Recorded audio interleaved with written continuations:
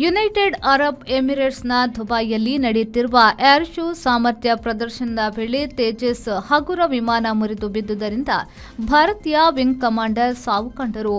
Dubai air ಶೋದಲ್ಲಿ ಮರಣ ಕಂಡ ಭಾರತೀಯ ವಿಂಗ್ ಕಮಾಂಡರ್ 37ರ ಪ್ರಾಯದ ನಮಂಚ್ ಸ್ಯಾಲ್ ಹೆಂಡತಿ 6 ವರ್ಷದ ಮಗಳು ಮತ್ತು ಹೆತ್ತವರನ್ನ ಸ್ಯಾಲ್ ಅಗಲಿದ್ದಾರೆ. ತೇಜಸ್ ಹಗುರ ಯುದ್ಧ ವಿಮಾನವು ಬೆಂಗಳೂರಿನ HAL ತಯಾರಿಕೆಯಾಗಿದೆ.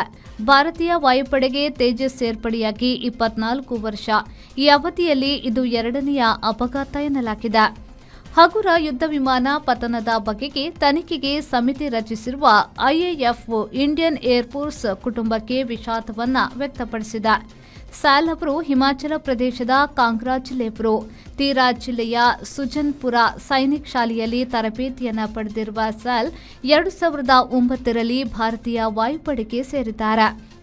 ಸ್ಯಾಲ್ರ ಹೆಂಡತಿ ಕೂಡ IAFನಲ್ಲಿದ್ದು ಅವರ ಪೂರ್ಣ ಕುಟುಂಬವು ಸದ್ಯ ಕೊಯಮತ್ತೂರು ಏರ್ಫೋರ್ಸ್ ನೆಲೆ ಸೋಲೂರಿನಲ್ಲಿ ವಾಸವಿದೆ.